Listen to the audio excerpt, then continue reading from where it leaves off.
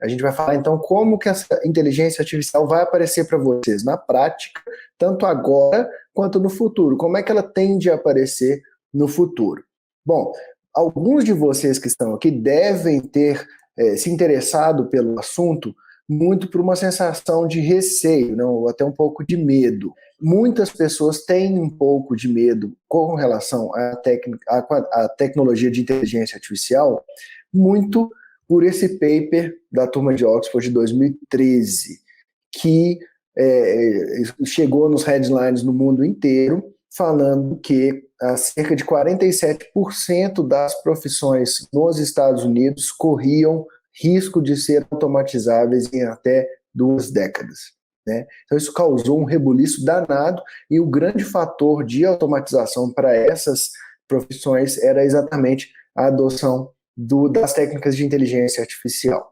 Muitas pessoas que sofreriam com essa substituição de empregos, elas estavam na área administrativa. Para a gente que está na saúde, vocês podem ver ali circulado, a gente é a parte verdinha do gráfico. Então, a gente tem esse gráfico no eixo X, a probabilidade de computarização, né, de automatização da nossa profissão, né, de 0 a 1, e na nossa ordenada Y, a gente vai ter o número de pessoas estimadas que estão naquele mercado de trabalho. Né?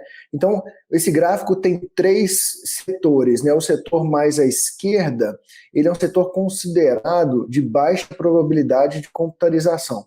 E a gente vê que a parte mais grossa do conjunto verdinho, né, que são os profissionais da saúde, eles integram essa parte de pequena possibilidade de automatização. E tem outros setores lá na frente, né, que tem uma alta possibilidade de ser automatizados, porque são tarefas que demandam menos capacidade cognitiva e são de maior repetição, então elas são muito passíveis de automatização. Né? Dentro dessas tarefas estão as tarefas de administração em qualquer setor. Então esse foi um paper que causou um grande impacto em 2013, mas logo depois a turma da Organização para a Cooperação e Desenvolvimento Econômico fez uma análise desse paper e a conclusão que eles chegaram foi muito interessante. Eles entenderam que esse paper estava errado porque ele via as profissões como risco de serem automatizadas e não tarefas, né? Então, eles entenderam que não profissões inteiras seriam automatizadas. É claro que algumas seriam, mas que grande parte das tarefas daquelas profissões que fossem automatizáveis, elas seriam. Então, isso aí reduziu de 47% desses profissionais que seriam substituídos, de acordo com a turma de Oxford, para apenas 9%. Então, isso aí realmente, ele mostra um ponto muito importante sobre essa tecnologia, que ela realmente não traz muitos problemas para quem trabalha usando o cérebro, para quem trabalha usando a imaginação, a engenhosidade, né, a criatividade humana. Então, todas as tarefas ou algumas profissões que se baseiam notadamente nesse pouco uso cognitivo, elas realmente têm uma grande chance de serem automatizáveis. Tá? Então, esse realmente é um ponto interessante que eu acho sobre esse cenário que foi passado para a gente de automatização iminente, de que a gente estava como uma população de risco, né?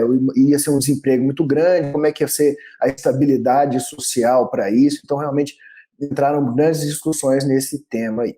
Bom, dentro desse cenário, então, existem algumas coisas que a gente precisa encaixar para entender como é que a inteligência artificial traça o seu caminho dentro da área da saúde.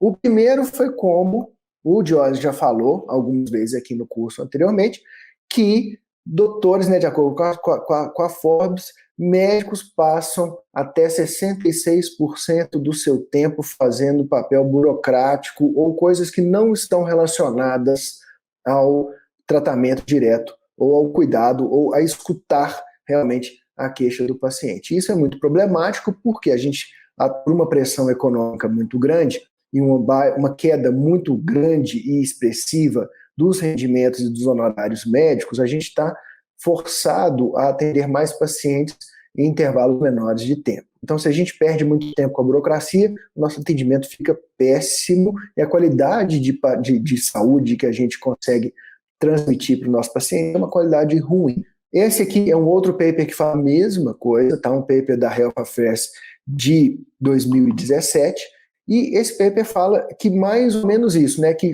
um pouco menos de 50% da consulta médica é feita, né, com conversa no paciente. Então a gente está perdendo muito tempo com tarefas que não nos trazem benefício nenhum e que prejudicam e muito a nossa qualidade de assistência e gastam muito tempo. Quanto mais tempo a gente gasta com essas tarefas e com a maior quantidade de pacientes que a gente tem que atender, a gente tem menos tempo para fazer as coisas que a gente gosta. Tá?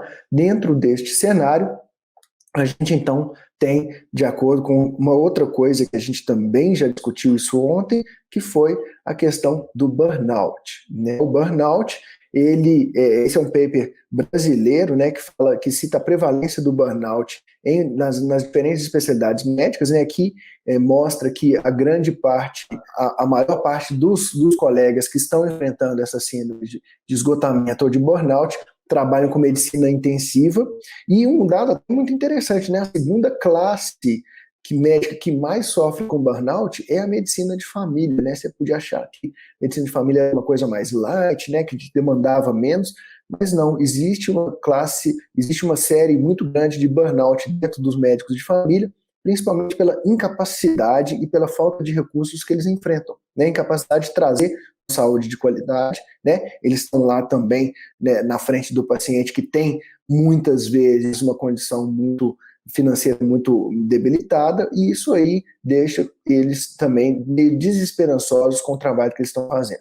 Bom, nesse paper eles falam que 46% dos médicos eles são acometidos em alguma etapa da vida deles pelo burnout, né? E as principais causas do burnout são as barreiras burocráticas e econômicas que eles enfrentam, que os médicos enfrentam para prover os atendimentos necessários, né?